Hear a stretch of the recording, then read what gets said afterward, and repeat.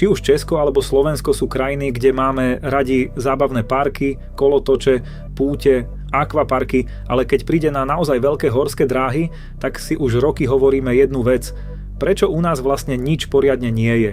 Prečo keď chce človek väčší coaster zážitok, často musí sadnúť do auta a ísť do Poľska, Nemecka alebo ďalších krajín? Ako to, že u nás doteraz chýbal projekt, ktorý by povedal, áno, aj my vieme postaviť veľkú horskú dráhu, za ktorou sa oplatí cestovať? No a práve teraz to vyzerá, že sa to konečne mení. V parku Miraculum v Miloviciach totiž rastie nový coaster, ktorý je na české pomery úplne iná liga. Drevená horská dráha od Great Coasters International, teda od jedného z najznámejších výrobcov wooden coasterov na svete.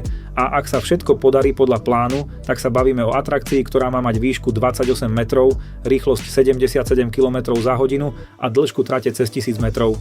Sleduj toto video ďalej, aby si sa dozvedel, nakedy je plánované otvorenie. A teraz, úprimne, toto nie je len ďalšia novinka do rodinného parku.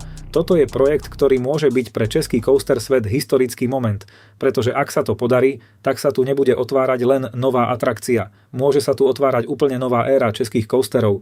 Dnes sa teda pozrieme na všetko, čo o tejto dráhe zatiaľ vieme, čo presne sa v Miracule stavia, aké má parametre a prečo je tak zaujímavé, že ide práve o GCI dreváka.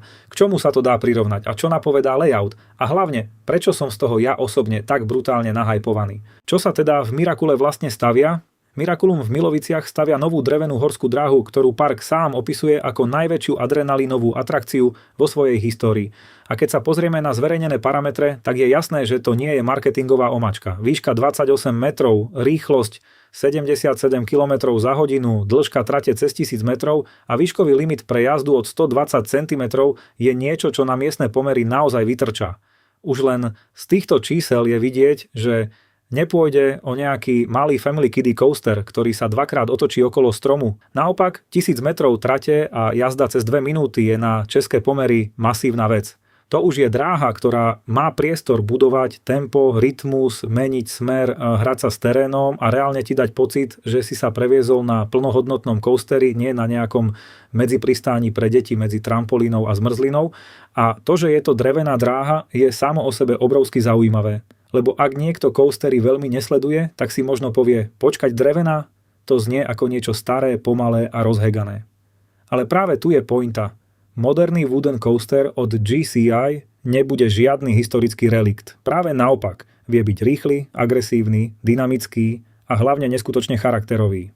A tu sa dostávame k asi najdôležitejšej veci celého projektu. Za dizajnom stojí Great Coasters International, skrátené GCI. To je americká firma, ktorá patrí medzi najznámejších a najuznávanejších výrobcov drevených coasterov na svete. A ak GCI nepoznáš, tak v skratke to nie je žiadna náhodná firma. Je to výrobca, ktorý má za sebou veľmi rešpektované dráhy a má svoj veľmi čitateľný štýl. Keď povieš GCI, väčšina coaster fanúšikov si predstaví niekoľko vecí. Rýchly flow, veľa dynamických zatáčok, twister štýl jazdy, prácu s terénom, časté zmeny smeru a taký ten pocit, že dráha ide stále dopredu a takmer ti nedá vydýchnuť. Čiže ak by som to mal povedať jednoducho, GCI dreveniak väčšinou nie je o jednom gigantickom drope, skôr je to o tom, že sa rozbehneš a potom nasleduje séria preklápaní, zákrut, preletov nízko nad zemou, prechodov cez vlastnú konštrukciu a dráha sa snaží čo najdlhšie udržať tempo. A to je presne dôvod, prečo je nový projekt v Miraculu tak zaujímavý. Keby sa oznámila nejaká malá drevená dráha od menej známeho výrobcu, bolo by to fajn, ale asi by sme sa tu o tom nemuseli vôbec baviť. Lenže GCI plus viac než kilometr trate plus český trh, kde podobný coaster v podstate chýba, rovná sa to už je úplne iný level očakávaní. Teraz sa však poďme na chvíľu odlepiť od samotných parametrov a povedzme si, prečo je tento projekt v českom kontexte taký dôležitý. Česko dlhodobo nie je krajina, ktorú by coaster nadšenci v Európe brali ako must-visit destináciu kvôli veľkým horským dráham. Máme tu fajn miesta, máme tu rodinné atrakcie, ale keď si niekto robí coaster trip po Európe, tak si skôr povie Energylandia, Europa Park, Phantasialand, Walibi Holland alebo Heide Park. Česko v tomto zozname jednoducho doteraz veľmi nefigurovalo.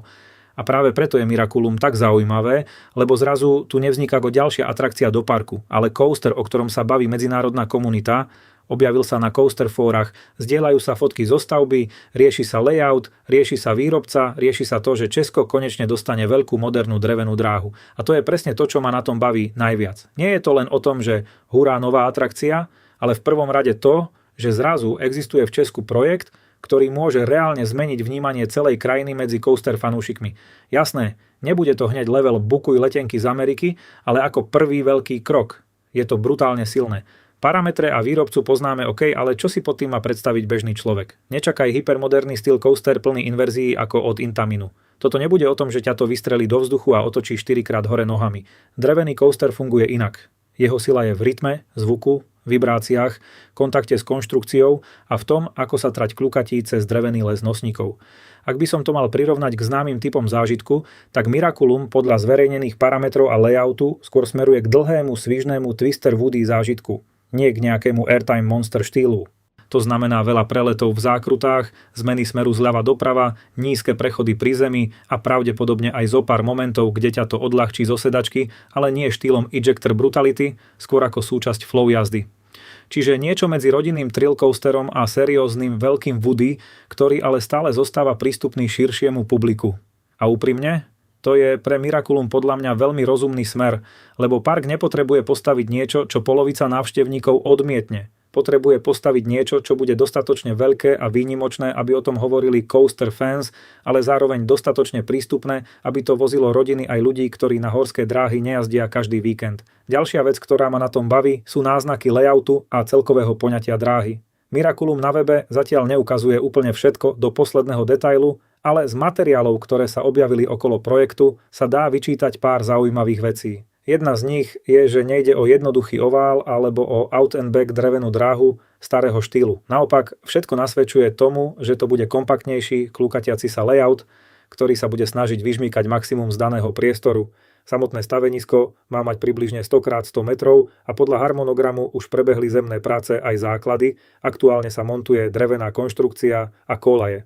A prečo vôbec drevo? Nie je to divná voľba pre rodinný park? Lebo keď si povieš Miraculum, tak si asi ako prvé nepredstavíš park, ktorý ide stavať veľkú drevenú dráhu svetových parametrov. A práve preto je to celé také zaujímavé. Na jednej strane to môže vyzerať ako zvláštna kombinácia. Rodinný park a k tomu veľký wooden coaster. Na druhej strane, keď sa nad tým zamyslíš, ono to vlastne dáva celkom zmysel.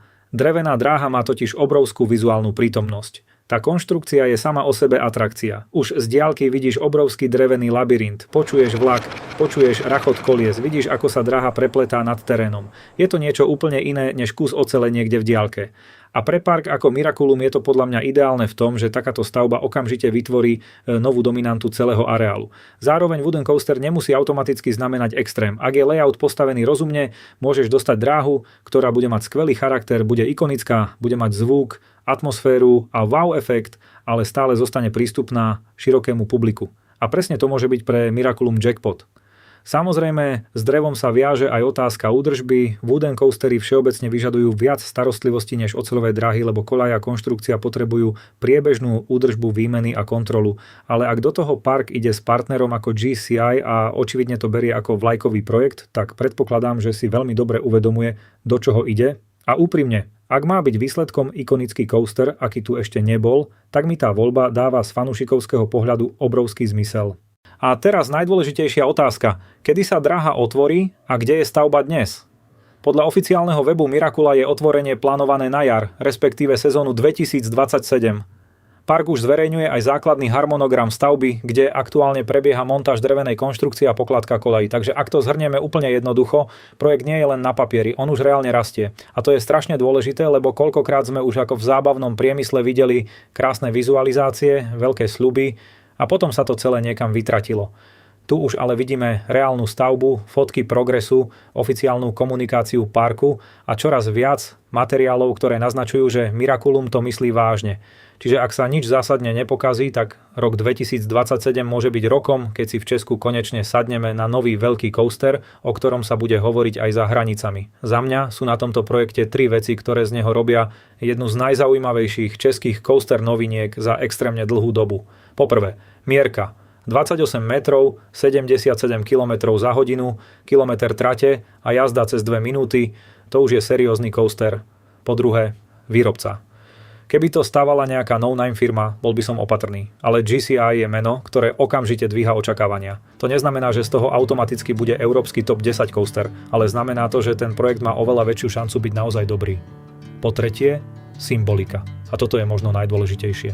Mňa na tom najviac baví to, že sa v Česku konečne niekto odhodlal postaviť niečo, čo pôsobí veľko, odvážne a svetovo.